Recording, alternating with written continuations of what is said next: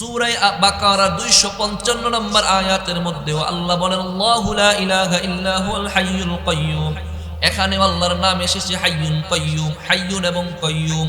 এবং সূরা আলে ইমরানের দ্বিতীয় আয়াতেও আছে আল্লাহু লা ইলাহা ইল্লা হুয়াল হাইয়ুল কাইয়্যুম, এখানেও আছে আল হাইয়ুল কাইয়্যুম। সূরা তাহার 111 নম্বর আয়াতেও আল্লাহ 111 নম্বর আয়াতেও আল্লাহ এনেছেন আল হাইয়ুল কাইয়্যুম। এই তিন আয়াতের দিকে খেয়াল করলে দেখা যায় এই আল্লাহর যে গুণবাচক নাম আল হাইয়ুন, আল্লাহর যে আরেকটা গুণবাচক নাম আছে আল কাইয়্যুম, এই দুইটা হলো ইসমে আযম। আর আল্লাযী উস্তুজিবা উদউইয়া লাহু, এই ইসমে আযম দিয়ে যে দোয়া করবে আল্লাহ তাআলা সরাসরি তার দোয়া কবুল করে নেবেন।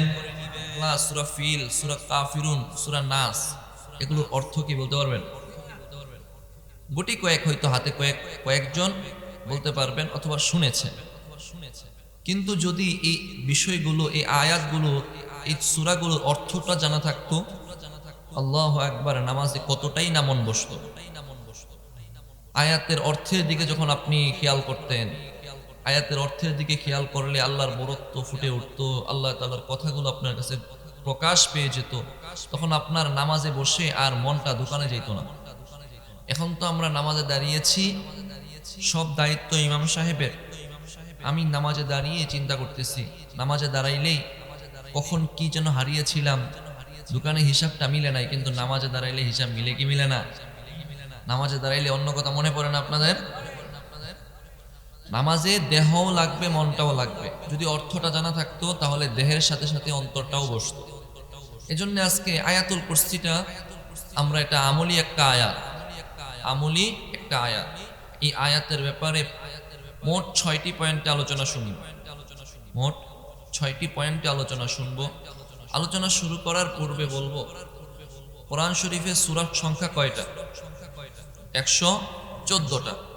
114টা সূরার মধ্যে সবচেয়ে বড় সূরার নাম কি? সূরাতুল বাকারা। সূরা বাকারা সবচেয়ে বড় সূরা। এই সূরা বাকারার 255 নম্বর আয়াত, হাফিজি কোরআন শরীফের 3 নাম্বার পারার 1ম নাম্বার পৃষ্ঠা, এখানেই আছে আয়াতুল কুরসিটা। কোরআনের যে আয়াত সংখ্যা আছে 6236টা। ভুল বললাম? আপনারা জানেন কয়টা? 6666 নাকি? এটার সংখ্যা যেটা আপনারা জানেন এটা ভুল প্রসিদ্ধ। সংখ্যাটা ভুল প্রসিদ্ধ, ভুল, সংখ্যাটা ভুল এবং প্রসিদ্ধ হয়ে গেছে। আয়াত সংখ্যা হবে 6236। কত জেনে গেলেন তো আজকে থেকে নাকি? আর ভুল হবে? আর ভুল হবে না ইনশাআল্লাহ। 6236টা আয়াতের মধ্যে 6টা পয়েন্ট আলোচনা করব বলেছিলাম। 1 নাম্বার পয়েন্ট, কোরআনে যে 6236টা আয়াত আছে এর মধ্যে সবচেয়ে মর্যাদাপূর্ণ আয়াত হলো এই আয়াতুল কুরসি। বলি সুবহানাল্লাহ। সবচেয়ে মর্যাদাপূর্ণ আয়াত। ইন্ডিভিজুয়ালি, পৃথকভাবে যদি আপনি বিবেচনা করেন তাহলে এই আয়াতটার মর্যাদা সবচেয়ে বেশি। সূরার মর্যাদার দিক থেকে সূরা ফাতিহার মর্যাদা বেশি, কিন্তু আয়াত অনেকগুলো। কিন্তু পৃথক আয়াতের দিকে খেয়াল করলে এই আয়াতের মর্যাদা সবচেয়ে বেশি। দলিল সুনানে আবি দাউদ হাদিস নাম্বার 1460। উবাই ইবনে কাব রাদিয়াল্লাহু তাআলা আনহুর বর্ণনা, তিনি বলেন, عن أبي بن كعب رضي الله تعالى عنه قال قال رسول الله صلى الله عليه وسلم يا أبا المنذر أي آية معك من كتاب الله أعظم قلت الله ورسوله أعلم فقال النبي صلى الله عليه وسلم مرة أخرى قلت الله ورسوله أعلم فقال النبي الثالثة قلت الله ورسوله أعلم فقال النبي صلى الله عليه وسلم مرة أخرى قلت يا رسول الله آية الكرسي فضرب على صدري ليهن لك يا أبا المنذر العلم আল্লাহর নবীর সাহাবী হযরত উবাই ইবনে কাব রাদিয়াল্লাহু তাআলা আনহুর বর্ণনা, তিনি বলেন, আল্লাহর হাবিব জনাবে মুহাম্মদুর রাসূলুল্লাহ সাল্লাল্লাহু আলাইহি ওয়াসাল্লাম ফরমান, হে আবুল মুনজির, আইয়ু আয়াতিন মা'কা মিন কিতাবিল্লাহি আ'যাম, কুরআনের যে আয়াতগুলো আছে এই আয়াতগুলোর মধ্যে কোন আয়াতটা তোমার কাছে সবচেয়ে বেশি মর্যাদাপূর্ণ শ্রেষ্ঠ মনে হয়? আবুল মুনজির উবাই ইবনে কাব রাদিয়াল্লাহু তাআলা আনহু বললেন, যেহেতু কোরআনটা আল্লাহর পক্ষ থেকে রাসূলের উপর অবতীর্ণ হয়েছে, এই ব্যাপারে আল্লাহ এবং তার রাসূলই ভালো জানেন। আল্লাহু ওয়া রাসূলুহু আ'লাম ইয়া রাসূলুল্লাহ। আমি উত্তর দিলাম, ইয়া রাসূলুল্লাহ, কুরআন আপনার উপর অবতীর্ণ হয়েছে, আপনি আবার এই বিষয়ে আমাকে জিজ্ঞাসা করতেছেন? এই ব্যাপারে আল্লাহ এবং আপনি রাসূলই ভালো জানেন। রাসূল আবার উবাই ইবনে কাবকে জিজ্ঞাসা করলেন, হে আবুল মুনজির, তোমার কাছে কোরআনের কোন আয়াতটা শ্রেষ্ঠ মনে হয়? আবুল মুনজির উত্তর দিলেন, ইয়া রাসূলুল্লাহ, আল্লাহ এবং তার রাসূলই ভালো জানেন। আবার উত্তর এটাই। তৃতীয়বার আবার রাসূল জিজ্ঞাসা করলেন, হে আবুল মুনজির, আইয়ু আয়াতিন মা'কা মিন কিতাবিল্লাহি আ'যাম, কোরআনের কোন আয়াতটা তোমার কাছে শ্রেষ্ঠ মনে হয়? এবারে চিন্তা করলেন, একবার, দুইবার, তিনবার রাসূল একই প্রশ্ন করেছেন, এখন আমি একটা উত্তর দেই। উত্তর দিলেন, ইয়া রাসূলুল্লাহ, আয়াতুল কুরসিটা কোরআনের মাঝে সবচেয়ে মর্যাদাপূর্ণ আয়াত মনে হয়। এই আয়াতটা কোরআনের সবচেয়ে মর্যাদাপূর্ণ শ্রেষ্ঠ আয়াত মনে হয়। ফাদরাবা আলা সাদরি, নবীজি সাল্লাল্লাহু আলাইহি ওয়াসাল্লাম আবুল মুনজির উবাই ইবনে কাবের বুকের মধ্যে একটা চাপড় দিলেন, আলতো করে একটা চাপড় দিলেন। আমরা যদি কেউ পরীক্ষায় পাশ করে প্রতিযোগিতায় বিজয়ী হয়, তার পিঠের মধ্যে একটা আলতো করে চাপড় দেই কিনা? আলতো করে বাড়ি দিয়ে বলি, বাপের বেটা তুই পাশ করেছিস, তুই বিজয়ী হয়েছিস। নবীজি সাল্লাল্লাহু আলাইহি ওয়াসাল্লাম উবাই ইবনে কাব এর বুকে চাপড় দিয়ে বললেন, ইয়া আবুল মুনজির, লিয়াহনিলাকা ইয়া আবুল মুনজিরিল ইলমু, তোমার জ্ঞান তোমাকে উপকৃত করুক, তোমার জ্ঞান তোমার জন্য উপকৃত হোক। তুমি যে উত্তরটা দিয়েছো, তোমার উত্তরটা সঠিক হয়েছে, তোমার উত্তরটা সঠিক। তুমি যে বললা কোরআনের সবচেয়ে মর্যাদাপূর্ণ আয়াত আয়াতুল কুরসি, এটা সঠিক উত্তর। এক নম্বর পয়েন্ট জানলাম, এই আয়াতটা হলো কোরআনের সবচাইতে মর্যাদাপূর্ণ আয়াত। বলি সুবহানাল্লাহ, সবচাইতে মর্যাদাপূর্ণ আয়াত। তো এই আয়াতটা আপনারা পারেন, এতে আপনারা খুশি না বেজার? যদি কোরআনের সবচাইতে মর্যাদাপূর্ণ আয়াত হইতো সূরা ফুরকানের 30 নম্বর আয়াত, অথবা অন্য একটা সূরার অন্য একটা আয়াত, সূরা নূরের 30-31 নম্বর আয়াত, তখন আপনাদের কেমন হইতো? ওই আয়াতগুলো আমরা পারি না, মানে বেশিরভাগই পারি না। হয়তো হাফেজ সাহেবরা যারা আছেন, ইমাম সাহেবরা, মাওলানা সাহেবরা যারা আছেন, অথবা যারা আমরা রেগুলার কোরআন পড়ি, তারা পারি। কিন্তু আমরা আওয়াম, সাধারণ যারা মানুষ, আমরা এখানে যারা আছে বেশিরভাগ সাধারণ মানুষ না, সাধারণ মানুষ আমরা। আল্লাহ তাআলা চান যারা আমার সাধারণ বান্দাবান্দি আছে তারাও ফজিলত থেকে যেন বঞ্চিত না হোক। এজন্য মর্যাদা, ফজিলত সবসময় আল্লাহ তাআলা ছোট ছোট সূরার মধ্যে রাখছেন। মর্যাদা সাধারণ মানুষ যেটা পারে ওটার মধ্যে আল্লাহ রাখছেন। আল্লাহর হিকমতটা কি? ফজিলত ওইগুলোতেই রাখছেন যেগুলো আমরা আবার গ্রহণ করতেছি, আলহামদুলিল্লাহ। এক নাম্বার জানলাম, কোরআনের আয়াতুল কুরসিটা হলো কোরআনের সবচেয়ে মর্যাদাপূর্ণ আয়াত। দুই নাম্বার জানবো, কোরআনের যে আয়াত আছে সংখ্যা কয়টা বলেছিলাম? দেখি না, পরীক্ষা নিতেছি, পারেন কিনা।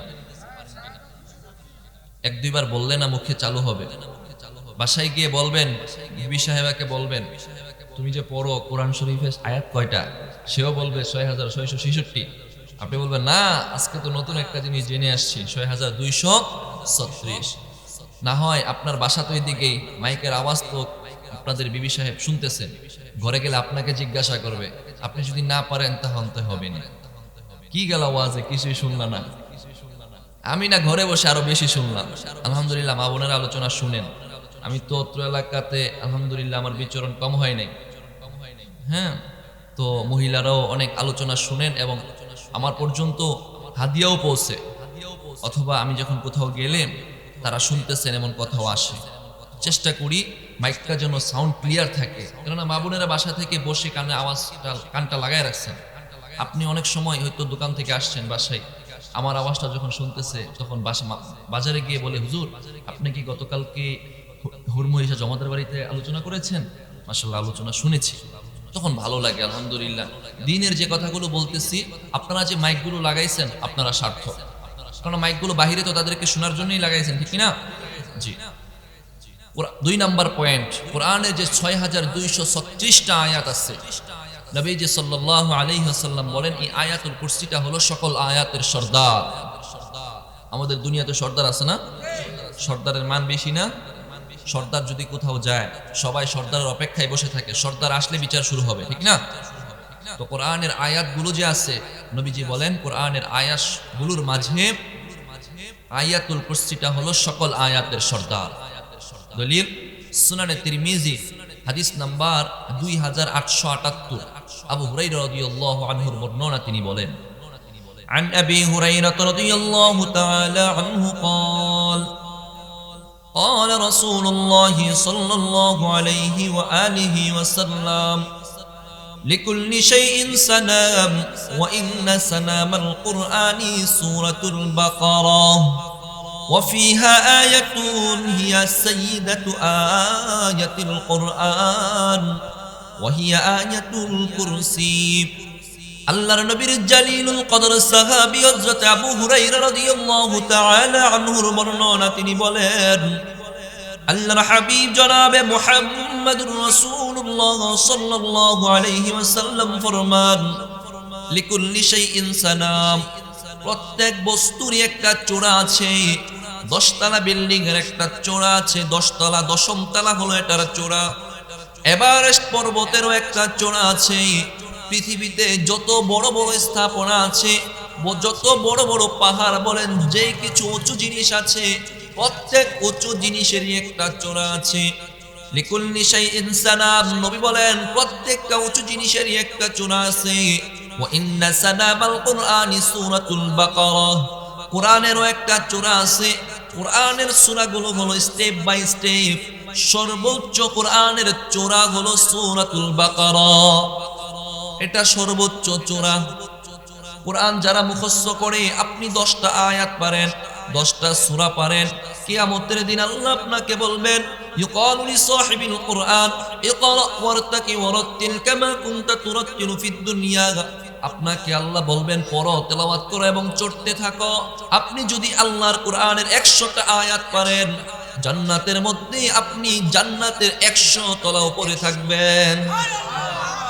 যতটা আয়াত মুখস্থ আছে তত তলা উপরে থাকবেন। নবী বলেন কোরআনের চূড়া আছে, সব জিনিসের চূড়া আছে, এবং কোরআনের চূড়া হলো সূরাতুল বাকারা। ওয়া ফিহা আয়াতুন, এই কোরআনের সূরা বাকারার মাঝে একটা আয়াত আছে, ওয়া হিয়া সাইয়্যিদাতু আয়াতিল কুরআন, আর ওই আয়াতটা হলো কোরআনের আয়াতগুলোর মধ্যে সর্দার। ওই আয়াতটা হলো সর্দার। ওই আয়াতটা কোনটা নবী এখনো বলেন নাই। ওহিয়া আয়াতুল কুরসি, নবী বলেন আমি যে বললাম কোরআনের আয়াতের সর্দার একটা আয়াত আছে, ওই আয়াতটা হলো আয়াতুল কুরসি। ওই আয়াতটা হলো আয়াতুল কুরসি। 1 নম্বরে জানলাম এটার মর্যাদা, সবচেয়ে বেশি মর্যাদাপূর্ণ আয়াত হলো আয়াতুল কুরসি। 2 নম্বর হলো কোরআনের আয়াতের সর্দার হলো আয়াতুল কুরসি। 3 নম্বর, আল্লাহ তাআলার কোরআন, এটা তো আল্লাহর কালাম। নবী বলেন এই আয়াতুল কুরসিটা এমন একটা আয়াত, যে আয়াতুল কুরসিকে আল্লাহ তাআলা বাতিনিভাবে অদৃশ্য একটা জবান দিয়েছেন, বাতিনিভাবে অদৃশ্য একটা ঠোঁট দিয়েছেন, 2টা ঠোঁট দিয়েছেন। এই জবান, জিহ্বা, ঠোঁট দিয়ে সে আল্লাহর আরশের মালিকের পবিত্রতা বর্ণনা করে। আয়াতুল কুরসির ঠোঁট আছে, জবান আছে, এই ঠোঁট দিয়ে আল্লাহর পবিত্রতা বর্ণনা করে। আমাদের ঠোঁট আছে না নাই? জবান আছে না নাই? আমরা আল্লাহর পবিত্রতা করি না? আল্লাহর প্রশংসা পাঠ করি না? বলি আলহামদুলিল্লাহ। আল্লাহর প্রশংসা জোরে হওয়া চাই না? ঘুমাইতেছেন নাকি? ঘুমিয়ে গেছেন এত তাড়াতাড়ি? আল্লাহর প্রশংসা বাক্য একবার জোরে সোরে বলেন আলহামদুলিল্লাহ। আল্লাহ কবুল করেন, বলেন আমিন। 3 নাম্বার পয়েন্ট, এই আয়াতুল কুরসির জিহ্বাও আছে, ঠোঁটও আছে, যে জিহ্বা এবং ঠোঁট দিয়ে সে আল্লাহর পবিত্রতা বর্ণনা করে। মাজমাউজ জাওয়ায়েদের 6 নম্বর খণ্ডের 324 নম্বর পৃষ্ঠা, আবু দাউদের যে 1460 নম্বর হাদিস আছে, আল্লামা ইমাম হাইসামি রাহিমাহুল্লাহ ওই হাদিসের তাখরিজ করেছেন।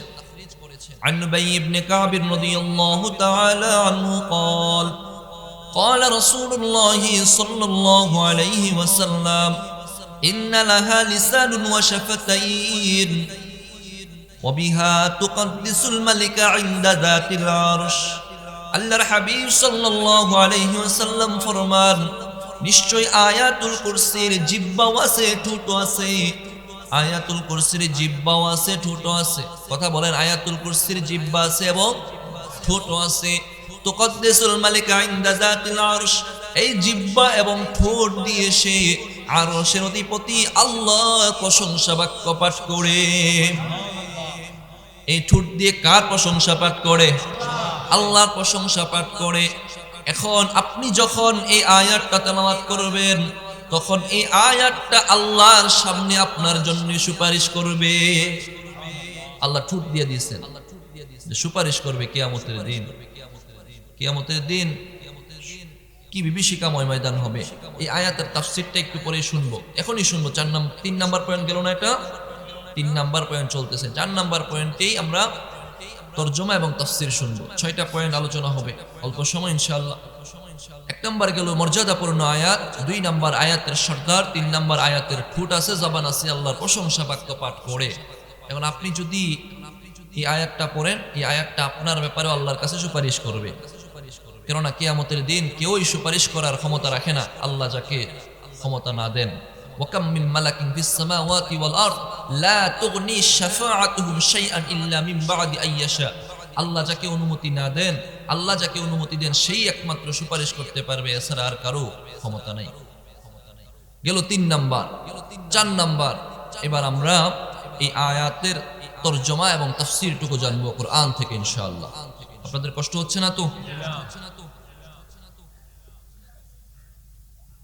সূরাতুল বাকারার 255 নম্বর আয়াত হাফিজে কোরআন শরীফের 3 নাম্বার পারা 3 নাম্বার পৃষ্ঠা এই আয়াতুল কুরসি আলহামদুলিল্লাহ আমরা সকলেই পারি শুনবো আলোচনা আল্লাহ বলেন বিসমিল্লাহির রহমানির রহিম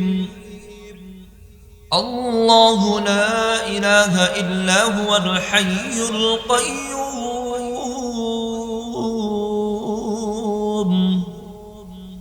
আল্লাহ বলেন আল্লাহু লা ইলাহা ইল্লাহু আল্লাহ ওই সত্তা যিনি ছাড়া কোনো ইলাহ নাই আল্লাহ ছাড়া কোনো ইলাহ আছে আল্লাহ ছাড়া কোনো ইলাহ নাই আসমান এবং জমিনের একক ছত্র মালিক হলেন আল্লাহ আল্লাহ ছাড়া দুনিয়াতে আর কোনো ইলাহ নাই যদি আল্লাহ ছাড়া আরো কোনো ইলাহ থাকতো তাহলে কি অবস্থা হতো আল্লাহ কোরআনে অপর জায়গায় বলেন সূরাতুল আম্বিয়ার 22 নম্বর আয়াতে আল্লাহ বলেন লাউ কানা ফীহিমা আলিহাতুন ইল্লাল্লাহু লাফাসাদাতা যদি আসমান এবং জমিনের মাঝে আল্লাহ ছাড়া আরো কোনো ইলাহ থাকতো লাফাসাদাতা তখন ইলাহ ইলাহ মারামারি লাগতো আল্লাহ আল্লাহ মারামারি লাগতো এক ইলাহ বলতো মতলবের মধ্যে বৃষ্টি লাগবে অপর ইলাহ বলতো না নারায়ণপুরে বৃষ্টি লাগবে মারামারি লাগতো কিনা মতানক্য হতো কিনা মতানক্য হতো তারপরে আবার কি হতো আল্লাহ সেটা আরেক জায়গায় বলেন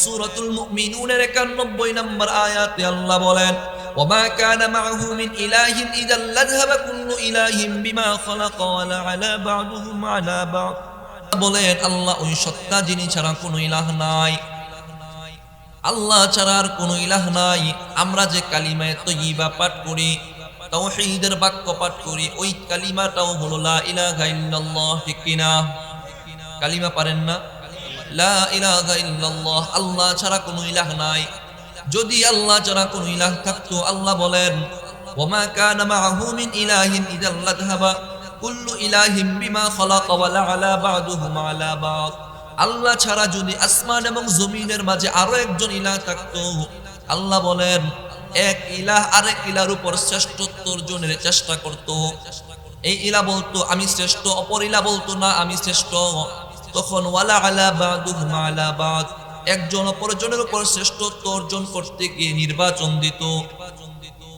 বুঝেন নাই নির্বাচন দিত সবাই মিলে যাকে ভালো মনে করবে সেই ভালো তখন কি হতো এক ইলাহ তার সৃষ্টিকে নিয়ে অপর ইলাহ থেকে আলাদা হয়ে যেত আল্লাহ সেটা কোরআনে জানিয়ে দিয়েছেন একক সত্য অধিপতি হলেন আল্লাহ আসমান এবং জমিনের মাঝে ইলাহ হলেন একজন তিনি কে আল্লাহু লা ইলাহা ইল্লাহু আসমান এবং জমিনের মাঝে ইলাহ একজন আল্লাহ।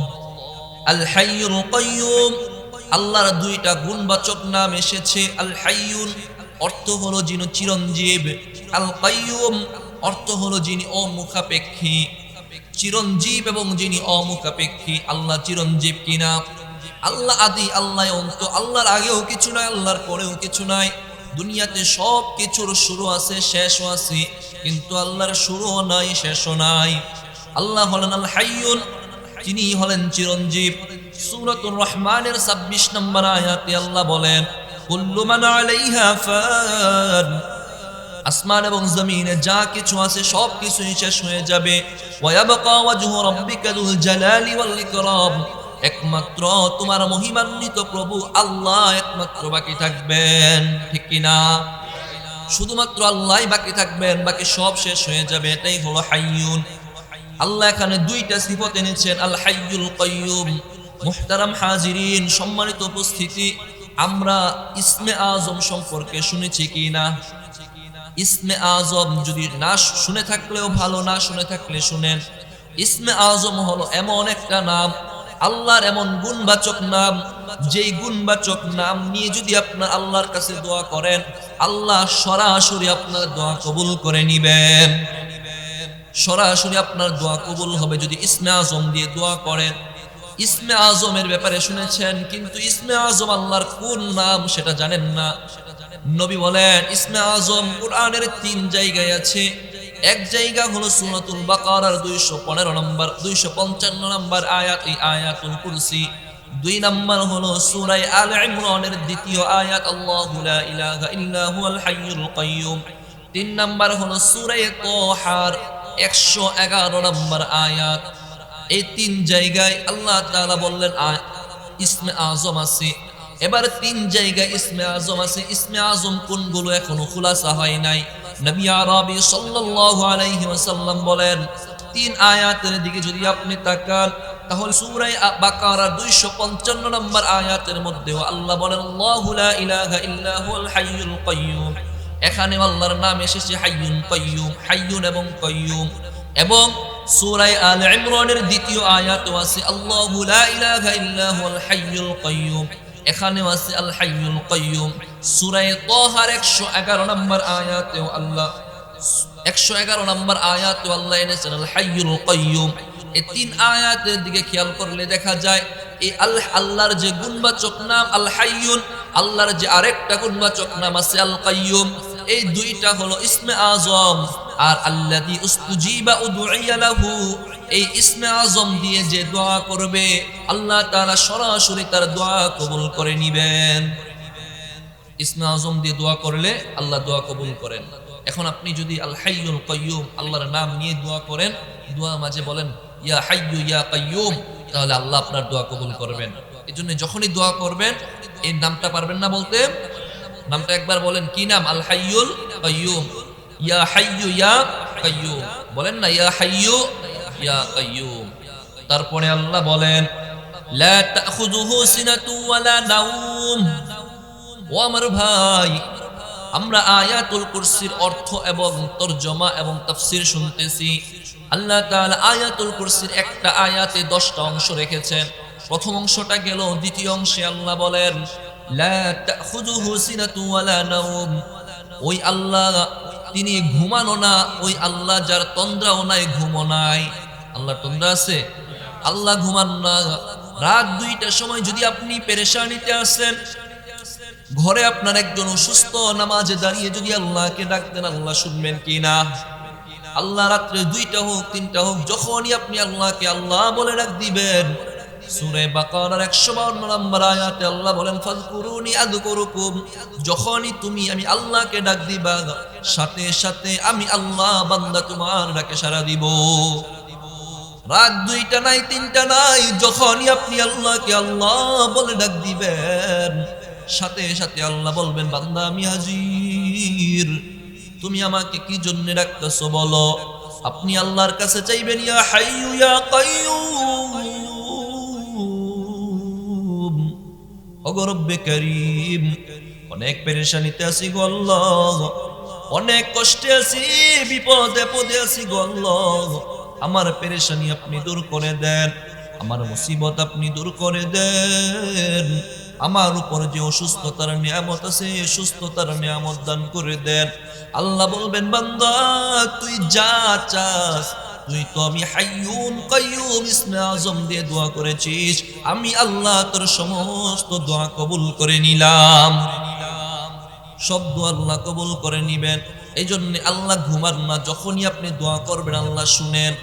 আল্লাহ এখানে বলতেছেন লা তাখুযুহু সিনাতু ওয়ালা নাওম, আল্লাহর ঘুমও নাই তন্দ্রাও নাই। সুনান ইবনে মাজার 236 নম্বর হাদিসে আল্লাহর হাবিব সাল্লাল্লাহু আলাইহি ওয়াসাল্লাম ফরমান ইন্নাল্লাহা লা ইয়ানাম ওয়া লা ইয়ানবাগি লাহু আন ইয়ানাম, আমার আল্লাহ ঘুমান না, ঘুমানোটা আল্লাহর জন্য শোভাও পায় না। আল্লাহ ঘুমান না এবং ঘুমানোটা আল্লাহর সাথে যায় না। আল্লাহ ঘুমান না, ঘুমানোটা আল্লাহর সাথে যায় না। আল্লাহ এমন মর্যাদাপূর্ণ, এমন আলিশান আল্লাহ। আল্লাহ বলেন লা তাখুযুহু সিনাতু ওয়ালা নাওম, ঘুম এবং তন্দ্রা আল্লাহকে স্পর্শ করে না। তারপরে আল্লাহ বলেন লাহু মা ফিস সামাওয়াতি ওয়া মা ফিল আরদ, আসমান এবং জমিনের মাঝে যা কিছু আছে সব কিছু কার জন্য? আল্লাহ বলতেছেন সব কিছু আল্লাহর জন্য। তারপরে আল্লাহ বলেন মান যাল্লাযী ইয়াশফাউ ইনদাহু ইল্লা বিইذনিহি, কে আছে কিয়ামতের দিন আল্লাহর অনুমতি ছাড়া সুপারিশ করবে? পারবে কেউই পারবে না। আল্লাহ সেটাই বলতেছেন, আল্লাহর বরত্ব আল্লাহ তুলে ধরতেছেন। কিয়ামতের দিন আল্লাহ ছাড়া সুপারিশ করার কেউই থাকবে না। কে আছে আল্লাহর সামনে আল্লাহর অনুমতি ছাড়া সুপারিশ করবে? সূরা নাজমের 26 নম্বর আয়াতে আল্লাহ বলেন ওয়া কাম মিন মালাকিন ফিস সামাওয়াতি ওয়াল আরদ লা তুগনি শাফাআতুহুম শাইআ, আল্লাহর আরশে অনেক ফেরেশতা আছে, সম্মানিত ফেরেশতা আছে, যারা 24 ঘন্টায় আল্লাহর ইবাদত করতেছে, কোনো গুনাহ নাই। আল্লাহ বলেন আরশে অনেক ফেরেশতা আছে, কিন্তু তাদেরও সুপারিশ করার অনুমতি নাই। আল্লাহ যদি অনুমতি দেন তাহলে সুপারিশ করবে। আল্লাহ কাদেরকে অনুমতি দিবেন? নবী সিদ্দিক শুহাদায়ে কেরামদেরকে অনুমতি দিবেন।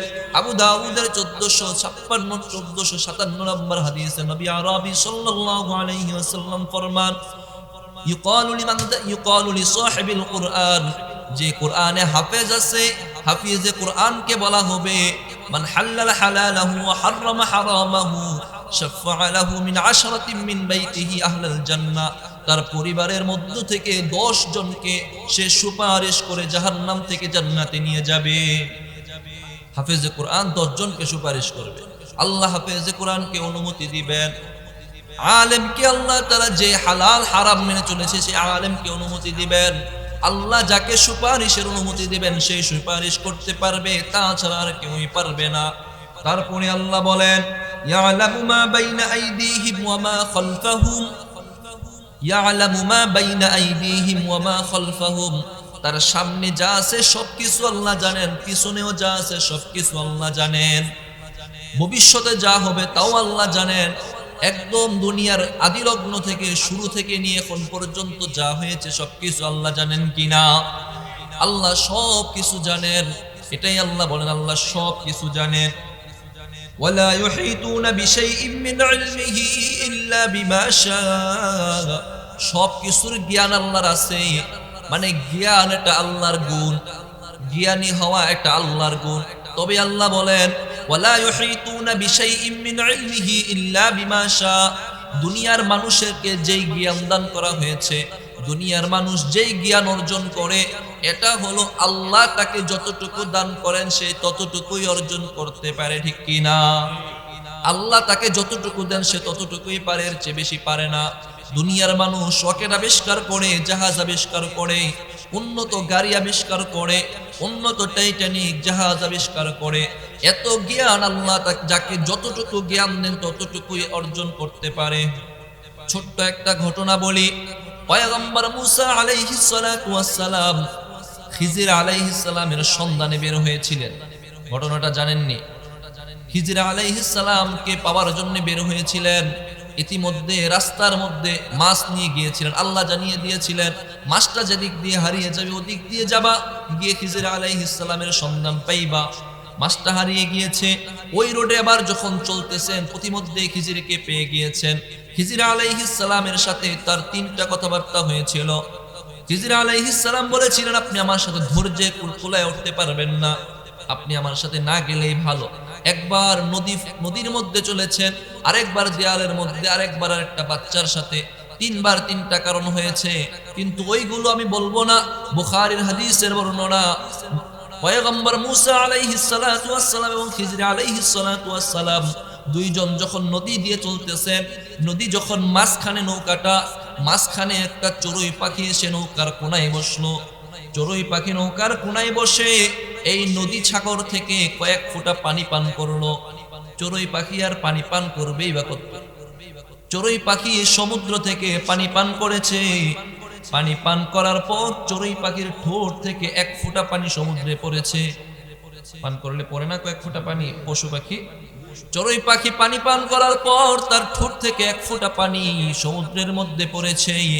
খিজির আলাইহিস সালাতু ওয়াস সালাম পয়গম্বর মুসা আলাইহিস সালামকে বলছেন, পয়গম্বর, এই চড়ুই পাখির ঠোঁট থেকে যে পানিটা সমুদ্রে পড়েছে, এই ফোঁটার তুলনায় সমুদ্রের বিশালতা যত বেশি, আপনার আমার দুনিয়ার সমস্ত মানুষের জ্ঞানের তুলনায় আল্লাহর জ্ঞান তার চাইতেও বেশি। এই ঠোঁটের পানির তুলনায় সমুদ্রের বিশালতা যত বেশি, আমাদের দুনিয়াতে আদম থেকে নিয়ে দুনিয়ার শেষ মানুষটা পর্যন্ত যত জ্ঞান হবে, সব জ্ঞান একত্রিত করলে হবে চড়ুই পাখির ঠোঁটের আগার পানিটার সমান। আর এর তুলনায় আল্লাহর জ্ঞান হবে সমুদ্রের তুলনায় সমুদ্রের পরিমাণ। আল্লাহু আকবার। আল্লাহ বলেন, ওয়ালা ইউহিতুনা বিশাইইন মিন ইলমিহি ইল্লা বিমা শাআ। আল্লাহ যাকে যতটুকু চান ততটুকুই আল্লাহর জ্ঞান থেকে দান করেন। ওয়াসিআ কুরসিয়ুহুস সামাওয়াতি ওয়াল আরদ, ওয়াসিআ কুরসিয়ুহুস সামাওয়াতি ওয়াল আরদ। আল্লাহর আরশ কুরসিটা আসমান এবং জমিন সবটুকুকে বেষ্টন করে আছে। আল্লাহু আকবার। তাহলে আসমান কত বড়, জমিন কত বড়? আসমান কত বড় জানেন? কেউ কইতে পারছে? কেউ জানে আসমান কোথায়? কেউই জানে না প্রথম আসমানটা কোথায়। আপনার আমার দৃষ্টি যেখানে গিয়ে শেষ হয়, বিজ্ঞান বলে ওটা নীল রং ধারণ করে।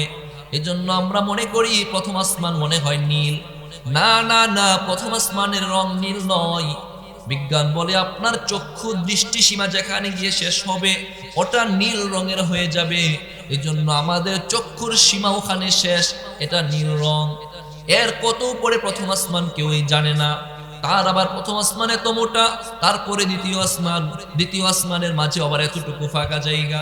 তাহলে আসমান কত বড় জায়গা, জমিন কত বড়। বাংলাদেশের তুলনায় কয়েক গুণ বড় ইন্ডিয়া, ইন্ডিয়ার তুলনায় কয়েক গুণ বড় হলো রাশিয়া, রাশিয়ার কয়েক গুণ বড় কানাডা, কানাডার চেয়ে কয়েক গুণ বড় হলো রাশিয়া। এই রাশিয়ার মতো প্রায় 200টা দেশ নিয়ে এই ভূখণ্ড গঠিত। কিন্তু এই জমিন, এই পৃথিবীর তুলনায় ভূখণ্ড হলো মাত্র 30%। কত? 30%। আরো 70% হলো পানি, 70% হলো পানি। এই আসমান এবং জমিন সবকিছু মিলিয়ে আল্লাহ বলেন, ওয়াসিআ কুরসিয়ুহুস সামাওয়াতি ওয়াল আরদ। আল্লাহর আরশ কুরসি এই সবগুলোকে বেষ্টন করে আছে, এই সবগুলোকে বেষ্টন করে আছে। তবে ওয়ালা ইয়াউদুহু হিফযুহুমা, এই বড় কিছুকে যে বেষ্টন করে ধরে আছে, এই ধরার মধ্যে আল্লাহর কোনো কষ্ট হচ্ছে নি? কষ্ট হইতেছে? আপনাদের কথা না, আল্লাহ যে আসমান এবং জমিনকে ধরে রাখছেন, এতে কোনো কষ্ট হবে? আল্লাহ বলেন, ওয়ালা ইয়াউদুহু হিফযুহুমা, এটাকে সংরক্ষণ করতে, ধরে রাখতে আল্লাহর বিন্দু পরিমাণও কষ্ট হয় না। সুবহানাল্লাহ কইতেন না? আল্লাহর বিন্দু পরিমাণও কষ্ট হয় না। এই যে কোরআন শরীফটা ওজন হবে কয়েক 700-800 গ্রাম, এই কোরআন শরীফটা আপনি যদি একদিন এভাবে ধরে রাখেন, 1-2 ঘন্টা ধরে রাখেন, 1-2 ঘন্টার পরে কি এটা 1 কেজি থাকবে? ওজন বেড়ে যাবে না? কষ্ট আস্তে আস্তে বাড়তে থাকবে। দেখা যাবে 4-5-6 ঘন্টা পরে আর এটা রাখতেই পারবেন না, হাত ব্যথা হয়ে যাবে। আল্লাহ বলেন, এত বড় আসমান, এত বড় জমিন, এটাকে আমার আরশ কুরসি যে বেষ্টন করে আছে, এতে আল্লাহর বিন্দু পরিমাণও কষ্ট হয় না। তারপরে আল্লাহ বলেন, ওয়াহুয়াল আলিয়্যুল আযীম, আল্লাহ হলেন সুমহান, আল্লাহ হলেন সুউঁচু, আল্লাহ সবার চেয়ে উঁচু, আল্লাহ হলেন সবার চেয়ে মহান, ঠিক কিনা? এই অর্থটা আপনারা জানলেন। আয়াতুল কুরসির অর্থটা চমৎকার না? অনেক চমৎকার অর্থ শুনলেন। বাংলায় বাসায় যদি বাংলা তর্জমা থাকে মাঝে মাঝে পড়বেন অর্থগুলো। আল্লাহ কত সুন্দর করে বলেছে, শুধুমাত্র অর্থটা পড়বেন, বিধান নিতে যায়েন না। বিধান নিতে গেলে ধরা পড়বেন। কেন বলছি? বাংলায় আপনি বিধান খুঁজতে গেলে কোরআনের কোন আয়াতের কতটুকু বিধান আপনার জন্য আছে সবকিছু মিলিয়ে বিধানটা কোন পর্যায়ে আপনি জানবেন না। ওই দিন শুনতেছি একজন বলতেছে যে কোরআনে আছে যে আল্লাহ তাআলা তো নামাজ না পড়লে শাস্তি দিবেন, এটা বলেন নাই। নামাজ না পড়লে শাস্তির কথা কোরআনে নাই, নামাজ না পড়লে নাই, এটা কোরআনে কোথাও নেই। তবে কোরআনে আছে নামাজ পড়লে আপনাকে শাস্তি পেতে হবে। সে বলতেছে আপনি আমি সাধারণ মানুষ, যদি ওটা শুনি। সে আবার যে কথাটা বলতেছে দলিল দিয়েছে। কি দলিল? সূরা মাউনের মাঝে আল্লাহ বলেন ফাওয়াইলুল লিল মুসাল্লিন, আসেনি?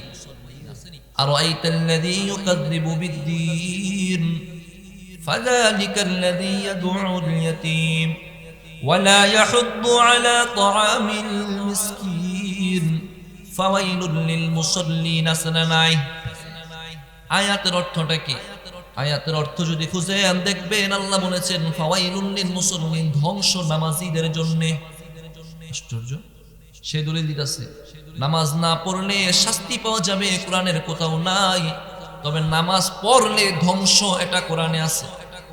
তার যারা অনুসারী সবাই ঠিক, নামাজ পড়লে ধ্বংস।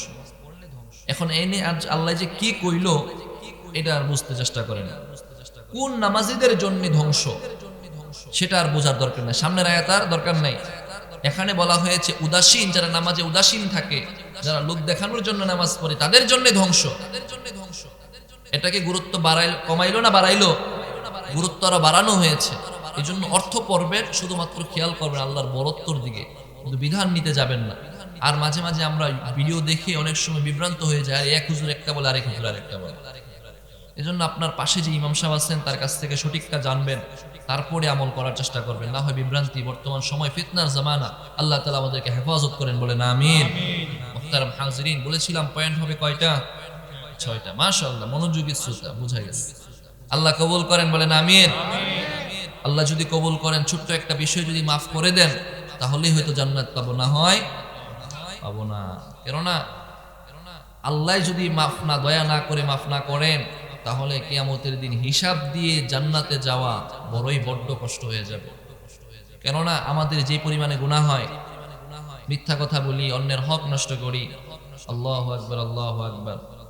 মুহতারাম হাজিরিন, পয়েন্ট ছিল 6টা, বলবো 6টা, গেল 4 নাম্বার গেল না? 4 নম্বরে আয়াতের তরজমা এবং তাফসীর। Point number 5। এখন এই আয়াতুল কুরসির আরেকটা ফজিলত জানবো। আয়াতুল কুরসির একটা ফজিলত জানবো। বুখারীর 2311 নম্বর হাদিস থেকে আবু হুরায়রা রাদিয়াল্লাহু তাআলা আনহু বর্ণনা করেন। عن أبي هريرة رضي الله تعالى عنه قال وكلني رسول الله صلى الله عليه وسلم لحفظ مال زكاتين। আল্লাহর নবীর জালিলুল কদর সাহাবী হযরত আবু হুরায়রা রাদিয়াল্লাহু তাআলা আনহুর বর্ণনা, তিনি বলেন আল্লাহর হাবিব জনাবে মুহাম্মদুর রাসূলুল্লাহ সাল্লাল্লাহু আলাইহি ওয়াসাল্লাম আবু হুরায়রা রাদিয়াল্লাহু তাআলা আনহুকে যাকাতের সম্পদ যে বাইতুল মালে জমা হয়, এই যাকাতের সম্পদগুলো হেফাজতের দায়িত্ব দিয়েছিলেন, মানে দারোয়ানির দায়িত্ব দিয়েছেন। গেটে তুমি থাকবা, এই সম্পদ সঠিকভাবে লেনদেন হয় কিনা, সঠিকভাবে প্রবেশ করে কিনা, বের হওয়ার সময় সঠিকভাবে বের হয় কিনা খেয়াল রাখবা। দেখবেন গোডাউনে যখন সার অথবা চাউলের বস্তা ঢুকে, লেবাররা যখন ঢুকায়, মালিকের পক্ষ থেকে একজনকে কাঠি দিয়ে বসায়, কয়টা বস্তা ঢুকলো, কয়টা বের হলো, খেয়াল রাখার জন্য না? আপনারা জানেন না নাকি? হ্যাঁ, আবু হুরায়রা রাদিয়াল্লাহু তাআলা আনহুকে ও বাইতুল মালের খাজানার দরজার মধ্যে দায়িত্ব দেয়া হলো, কিভাবে মাল প্রবেশ করে বের হয় খেয়াল রাখবা। আবু হুরায়রা রাদিয়াল্লাহু তাআলা আনহু দেখাশোনা করেন। একদা এক রাতে একটা চোর এই বাইতুল মালে প্রবেশ করলো। চোর বাইতুল মালে প্রবেশ করে ধন সম্পদ সে কুক্ষিগত বস্তার মধ্যে ঢুকাইলো। বস্তার মধ্যে ঢুকিয়ে যখন বের হবে, ইতিমধ্যে আবু হুরায়রা রাদিয়াল্লাহু আনহু জাগনা পেয়ে গেলেন, চোরকে ধরলেন। ওই ভাই তুমি কোথায় যাও, কে তুমি, কিসের জন্য এসেছো? চোর ধরাকে এবার বলতেছে, আবু হুরায়রা আমি অনেক দরিদ্র মানুষ, গরিব মানুষ, আমাকে ছেড়ে দেন। আমার পরিবার কয়েকদিন যাবত খেতে পায় না, অসহায় আমি একজন, এখন আমাকে এগুলো নিয়ে ছেড়ে দেন। আবু হুরায়রা তার প্রতি মায়া হয়ে গিয়েছে, ওই চোরকে ছেড়ে দিয়েছেন। চোর চলে গিয়েছে, বাইতুল মাল থেকে কিছু নিয়ে চলে গিয়েছে। সকালবেলা নবীজি আবু হুরায়রাকে জিজ্ঞাসা করলেন, কাইফা সিরুকাল বারিহা ইয়া আবু হুরায়রা, ও আবু হুরায়রা তোমার গতকালকের চোরের কি খবর? ওমা, চোর রাত্রে আসলো, গোপনে চোরকে বিদায় করে দিলাম, সকালে নবী জানলো কি করে? আল্লাহর পক্ষ থেকে ওহী নাযিল হয়ে গিয়েছে। আবু হুরায়রা রাদিয়াল্লাহু তাআলা আনহু চিন্তা করলেন, এখন নবীর কাছে তো আর মিথ্যা বলা যায় না, ঠিক না? নবীর কাছে তো মিথ্যা বলা যায় না। বললেন, ইয়া রাসূলুল্লাহ, ইয়া হাবিবাল্লাহ, গত রাতে একটা চোর এসেছিল, কিন্তু নিজের অসহায়ত্বের কথা পেশ করেছে, নিজের দারিদ্রতার কথা পেশ করেছে, নিজের পরিবার না খেয়ে বেঁচে আছে এই কথা বলেছে, তাই ছেড়ে দিয়েছি। নবী বললেন, আবু হুরায়রা হুয়া কাযাবা, সে মিথ্যা বলেছে, সে পরের দিন আবার আসবে, আগামী দিন আবার আসবে, সে আবার আসবে। আবু হুরায়রা রাদিয়াল্লাহু তাআলা আনহু বসে রইলেন। ঠিক আছে, একদিন তো পার পেলা, আগামী কালকে তোমাকে ধরবো।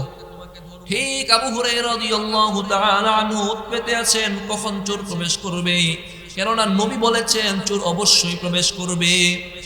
দ্বিতীয় দিন আবার চোর আসলো।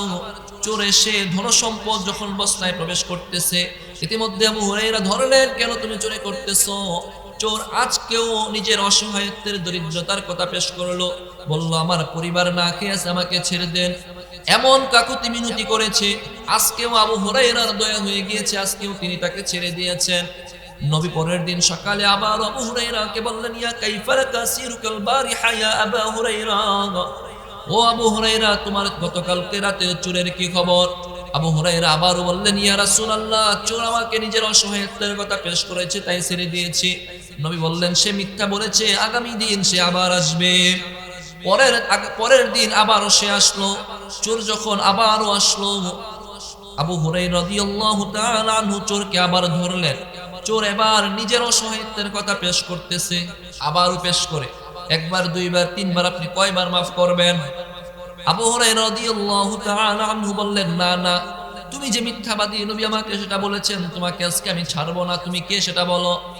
এবার চোর বলতেছে, আবু হুরায়রা আমি তোমাকে একটা আমল শিক্ষা দিব, যে আমলের বিনিময়ে তুমি আমাকে ছেড়ে দাও। আবু হুরায়রা তো আমলের প্রতি মুহতাজ, কোন একটা ভালো কথা বলবেন, ওই কথা সবসময় শুনতে চাই। নবীর দরবারে ভালো কথা শোনার জন্য সবসময় পড়ে থাকতেন, না খেয়ে পড়ে থাকতেন, অচেতন হয়ে যেতেন, মৃগী রোগীর মতো হয়ে যেতেন। সাহাবায়ে কেরাম বলতেন, আবু হুরায়রার মৃগী রোগ হয়েছে। নবী বলতেন, না না না, আমার আবু হুরায়রার মৃগী রোগ হয় নাই, ক্ষুধার তাড়নায় আবু হুরায়রা অচেতন হয়ে গিয়েছে। আবু হুরায়রার যখন জ্ঞান ফিরতো, আবু হুরায়রাকে বলতেন, এ আবু হুরায়রা তুমি কেন সারাক্ষণ নবীর দরবারে পড়ে থাকো? তোমার তো পরিবার পরিজন আছে, একটু সময় তো ওইদিকেও দিতে পারো, খাবারও তো খেতে পারো। আবু হুরায়রা রাদিয়াল্লাহু তাআলা আনহু বলেন, আমি যদি একটা মুহূর্ত নবীর দরবার ছেড়ে দেই, নবী যদি ওই মুহূর্তে একটা মূল্যবান কথা পেশ করেন, আমি আবু হুরায়রা যদি ওই কথাটা না শুনি, আমি যদি ওই মুহূর্তে থেকে ওই মুহূর্তটা বঞ্চিত হই, তাহলে আমার জন্য তো ওই হাদিসটা আমার মুখস্থ থাকবে না। এজন্য আমি সব সময় উপস্থিত থাকি, যেন নবীর একটা হাদিস আমার থেকে না ছুটে যায়। অচেতন হয়েও সব সময় নবীর কাছে থাকতেন। আবু হুরায়রা বলতেছে, ঠিক আছে ভাই, কি একটা ভালো কথা বলবা, জলদি বলো। চোর এবার বলতেছে, আমি তোমাকে কোরআনের একটা আয়াত শিক্ষা দিব, যে আয়াতটা যদি তুমি পাঠ করো, তাহলে আল্লাহ তাআলা তোমার জিন্দেগীর সমস্ত গুনাহগুলোকে মাফ করে দিবেন। ফজিলত কি কম না বেশি? অনেক বড় ফজিলত। চোর আবু হুরায়রা বললেন, ঠিক আছে তুমি বলো ওই আয়াতটা কি। এবার চোর বলতেছে, ওই আয়াতটা হলো কোরআনের ওই যে সূরা বাকারার 255 নম্বর আয়াত, ওই যে আয়াতুল কুরসি আছে, আয়াতুল কুরসি যদি তুমি ইখলাসের সাথে পাঠ করো, তাহলে আল্লাহ তাআলা তোমার সমস্ত গুনাহগুলোকে মাফ করে দিবেন। কথা বলার সাথে সাথে আবু হুরায়রা খুশি হয়ে গেছেন। এবার চোরকে আরো কিছু দিয়ে বিদায় করে দিয়েছেন। এবার চোরকে বিদায় করে দিয়েছেন। সকালবেলা নবী বললেন, কাইফা লাকা সিরুকাল বারিহা ইয়া আবা হুরায়রা, হে আবু হুরায়রা, গতকালকে রাতে তোমার চোরের কি খবর? আবু হুরায়রা বললেন, ইয়া রাসূলুল্লাহ, ইয়া হাবিবাল্লাহ, একদিন, 2 দিন, 3 দিন আপনি যখন বলেছেন সে আসবে, সে এসেও ছিল, আমি তাকে ধরেও ছিলাম, সে আগের অপরের কথা আবার পেশ করেছে, কিন্তু আমি তাকে ছাড়ি নাই। ইয়া রাসূলুল্লাহ, ইয়া হাবিবাল্লাহ, আজকে সে নতুন একটা কথা বলেছে, আমাকে একটা আমল শিক্ষা দিয়েছে। ইয়া রাসূলুল্লাহ, আমলটাকে সত্য না মিথ্যা আগে আপনার থেকে যাচাই করে নেই। নবীর থেকে তো যাচাই করবেন। এজন্যই বলি, আপনি যখন কোথাও বিভ্রান্ত হবেন, ইমাম সাহেবের কাছ থেকে যাচাই করবেন। আবু হুরায়রা বললেন, ইয়া রাসূলুল্লাহ, ইয়া হাবিবাল্লাহ, গতকালকের রাতের চোর আমাকে শিক্ষা দিয়েছে এই আয়াতুল কুরসি পাঠ করলে নাকি আল্লাহ সমস্ত গুনাহ মাফ করে দেন। নবী বললেন, ইয়া আবু হুরায়রা, চোর যে তোমাকে কথাটা বলেছে, তোমাকে সত্য বলেছে, তুমি যদি আয়াতুল কুরসি পাঠ করো, আল্লাহ তাআলা তোমার সমস্ত গুনাহগুলোকে মাফ করে দিবেন, সমস্ত গুনাহ মাফ করে দিবেন। এটা হলো 5 নম্বর ফজিলত, আয়াতুল কুরসি পড়লে মাফ। এখন কথা হলো, নবী এখন আরেকটা কথা বলছেন, আবু হুরায়রা, জানোনি তোমার চোরটা কে ছিল? আপনারা কেউ জানেন? এই হাদিসটা শুনেছেন? এই চোরটা ছিল ইবলিস, শয়তান। নবী বললেন যে গতকালকে রাতে তোমার কাছে শয়তান মানুষের বেশ ধরে এসেছিল। শয়তান এই কথাটা বলেছে, নেক্সট শুরুতে তোমাকে কথা ঠিকই বলেছে। এজন্য মাঝে মাঝে শয়তান আপনাকে নেক্সট শুরুতে ধোঁকা দেবে, নেক্সট শুরুতে ধোঁকা দেবে। আমরা যেন আয়াতুল কুরসির উপর আমল করতে পারি, শয়তানের ধোঁকা থেকে বাঁচতে পারি, আল্লাহ তৌফিক দান করেন, বলেন আমিন।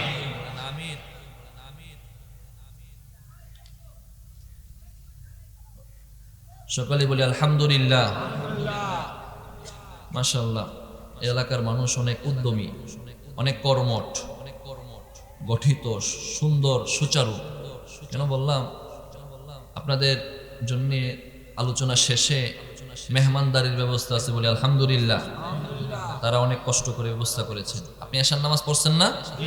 এশারের পরে খাবেন আর ঘুমিয়ে যাবেন, তাই তো কাজ? খাবারের ব্যবস্থা আছে, প্রয়োজন হলে এখানেই ঘুমিয়ে যাবেন, শুয়ে যাবেন, ঘুমিয়ে যাবেন। পাশে মসজিদ আছে, ফজরের নামাজ পড়ে বাসায় যাবেন। মেহমানদারির ব্যবস্থা আছে, বলে আলহামদুলিল্লাহ। আমার পরে যিনি আলোচনা করবেন, আপনাদের সকলের সুপরিচিত, অনেক প্রবীণ আলেম, মুহাক্কিক আলেম, সুমধুর কণ্ঠস্বর, তিনি অনেক ভালো সুন্দর আলোচনা করেন। মাওলানা নেসার আহমদ সাহেব, অনেক পরিচিত একজন মুখ, তিনি আলোচনা করবেন, আপনারা শুনবেন। এখন আমার একটা পয়েন্ট কিন্তু বাকি, একটা পয়েন্ট বাকি। পয়েন্টটা আবার আমলের পয়েন্ট, আমলের পয়েন্ট। এই পয়েন্টটা শুনবেন না, কেউ উঠবেন না। এখন মাঝখানে আমি আপনাদের থেকে কিছু জিনিস কামনা করব, সেটা হলো, যারা এই প্যান্ডেল, এই মাহফিলটুকু সাজাইছেন, এই মাহফিলটা প্রতি বছর হোক, আপনারা চান কি চান না? এই জান্নাতের বাগানটা যদি হয়, এতে করে আপনারা দ্বীনি কিছু কথা জানলেন, এতে করে আপনাদের এলাকায় কিছু দ্বীনি মহল পরিবেশ তৈরি